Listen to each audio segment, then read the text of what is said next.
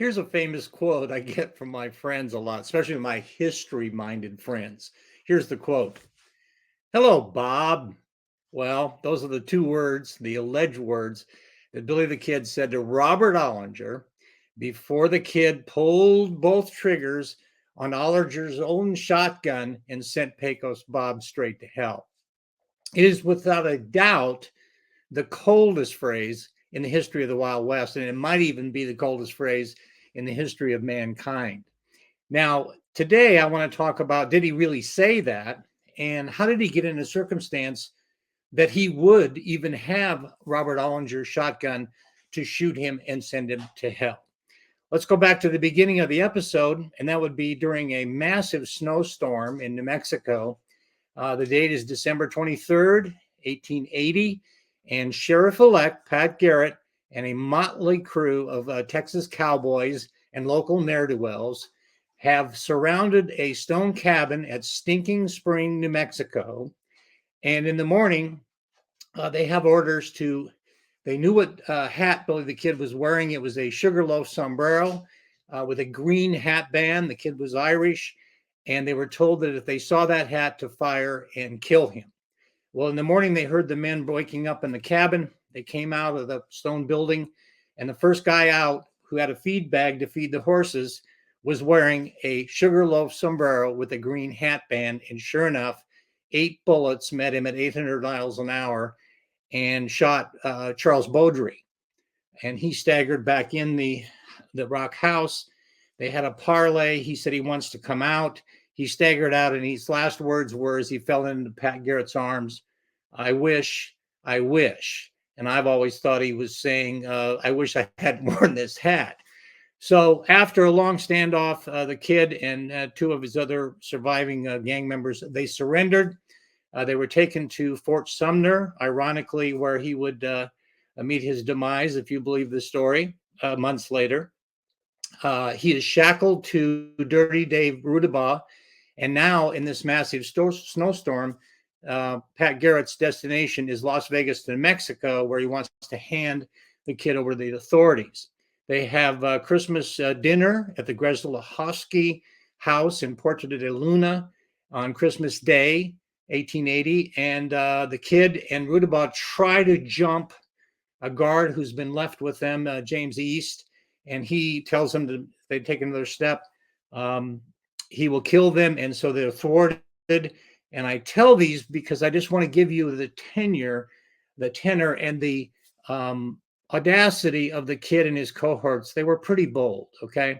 Still fighting the snow, their entourage made it to the jail in Las Vegas, New Mexico. Then they dodged a mob at the train station before departing for Santa Fe, where Garrett handed off the prisoners on the Water Street jail. The kid and Dirty Dave Rudabaugh immediately started trying to dig out, and they came very close to digging out of the jail in Santa Fe until a snitch snitched on them. After being in the Santa Fe jail for several months, two U.S. deputy marshals came to Santa Fe, and that was Tony Neese and Robert Ollinger. They posed for a photo while they were there. Check out his guns lying at his feet there. Robert Ollinger was described as 6'4", 240 pounds, and they called him Pecos Bob, or Big Indian. He liked to be called. Anyway, they transported Billy the Kid down to Mesilla, that's halfway across the state, for trial. And they met a mob at Rincon who tried to take them out. And it's still unclear which way they were going, whether they wanted to hang him or they wanted to free him. It's unclear. But they made it to Mesilla. Billy said that was the worst jail he had been in of all the jails. And he was tried for the murder of Sheriff Brady, which happened on April Fool's Day back in the Lincoln County War. The kid was one of 7 who were shooting at the deputy and his marshals. And yet he was convicted based on the narrow edict that the Judge Bristol gave to the jury. And he was convicted and sentenced to hang on May 13th between the hours of 9 and 3 in the afternoon in Lincoln. So now a motley crew of sheriffs and lawmen who were as bad, if not worse, than Billy the Kid accompanied him, guarded him, and Billy told a reporter that he expected to be lynched on his way to Lincoln. But anyway, and he said he would stay with them while the whiskey lasted. And so I assume they were all drinking, including the kid. And they made it to Blazer's Mill, where the kid had a gunfight there before with Buckshot Roberts. And the kid, much to the amusement of all the lawmen, reenacted that fight and showed where he was and where Buckshot Roberts was and Charlie Beaudry. And George Coe lost a finger because the bullet went down the outside of his gun, took off his finger, and he's reenacting all this. So now Garrett meets them, and he's taken to the Lincoln County Courthouse, which is doubling as the jail. The date is April 21st, 1881. And he has several weeks while they build a gallows right outside the window that he can watch them build, and he's going to be hanged there. Well, he didn't stay there long, because on April 28th, they had extravagant rules about guarding him. First of all, he had manacles on his feet, he had his manacles on his hands, and he was chained to the floor upstairs. There was no jail in the courthouse. It was a former warehouse, store, and they did a makeshift jail where they kept him in a room, and they chained him to the floor.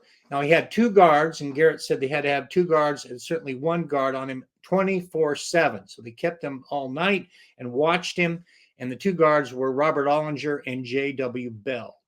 Well, on the 28th of April at about 6 p.m., Bob Olinger went across the street with 5 other prisoners to eat at the Wortley Hotel. That's where they fed them.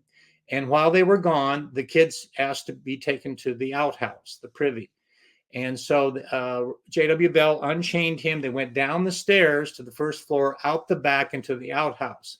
On the way back, we still don't know to this day exactly what happened, but at the top of the stairs, it's believed the kid turned, slipped the manacles off. He had small wrists, and overpowered Bell and hit him, told him not to run. Bell ran, and the kid fired a pistol shot, which went through Bell.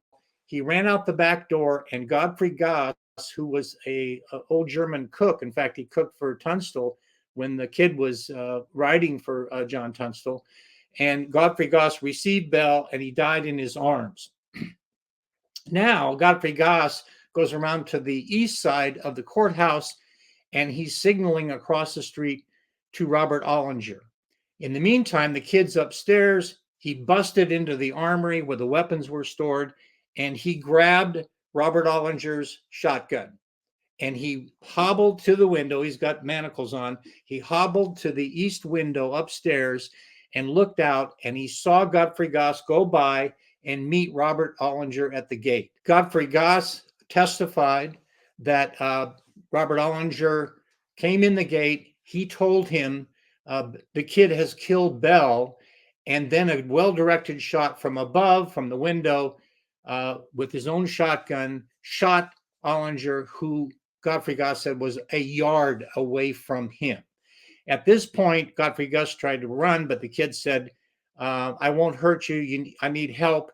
Send me up a pick. And so he went in the back of his room was, and got a prospector's pick and threw it up the second floor. And the kid started working on getting free. And then he asked that someone go into the pasture next door and bring him a horse. So Godfrey Goss went into the west pasture on the side of the courthouse and spent 45 minutes trying to get a pony cornered to saddle it and bring it to him. And what's incredible about this story is no one in town challenged the kid. You'd think that somebody would have come forward and said, "Oh, I'm here to represent the law and we need to stop him." Now, one thing to keep in mind is if you've seen the movies like Pat Garrett and Billy the Kid, there's a town, they rented a Western town. It was in Durango, and there's a town, and it's not very big. Well, Lincoln is even smaller than that. It's probably 55 people. It's a village. Okay. So it's not really a town.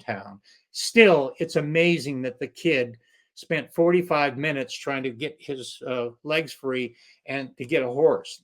Now, here's what's amazing to me is that there's been 67 movies made about Billy the Kid, and only one of them shows what happens next. And that is Billy Bert's horse comes around the corner and they've got him saddled up and he's kind of, frisky and doesn't want to be there. And the kid has this chain. He's managed to break the chain between his legs, and he tries to put the chain in his pant legs, but he can't. And so when he tries to mount the horse bucks him off. Well, in the movie, Pat Garrett and Billy the Kid, 1973, Chris Christopherson as Billy the Kid is bucked off his horse, and that they would show something so oddly true. I love the movie just for that scene alone. The kid is able to remount and he's able to leave town free, and he overcame the most incredible odds. It's truly one of the most amazing escapes, and certainly in the history of the Wild West. It lands somewhere between Houdini and the Anglin brothers at Alcatraz in 1962. It defies gravity. It's just truly amazing that the kid was able to do that. So let's go back to the actual saying that I started this whole talk with, and that is, did Billy the Kid say, "Hello, Bob," before he pulled both triggers of the shotgun? And as a matter of fact, as the movie started to develop, all these other lines are added to it. Keep the change, Bob. That's the best $1.89 I've ever spent. Yes, now he's killed me too. You'd think they were having a talk show there. And so my question is, did he actually say, "Hello, Bob"? And so I looked for the earliest mention of that in the record. And James B. Mills, who has a new book out on Billy the Kid, Bandito Simpatico, is an excellent read. And he found it for me, and it's the May 10th, 1881 Las Vegas Gazette, or I think it's Optic newspaper, has this report, and I'm going to show it to you here. And if you shows that Bell, how he escaped, and then it shows that's the first mention of "Hello, Bob" entering into the lexicon. Okay, that's the first amount. Now remember, Godfrey Goss said he never said that the kid said anything, and I have a hard time believing that the good fortune of Billy the Kid, that the very guy he needs to get by is there, that he would give away anything about his position. However, here's where we are. Okay, history is idealized. It's formed through made up quotes, half truths, exaggerations, gossip, and hearsay, cooked into a juicy legend and baked into folklore. And if you can figure out where one begins and the other ends, you're a better man than I, because so much of history is like this. It's so hard to figure out what exactly happened and when it happened. Anyway, I wish I had a dime. I wish I had $1 for every time my friends with glee say this line, "Hello, Bob."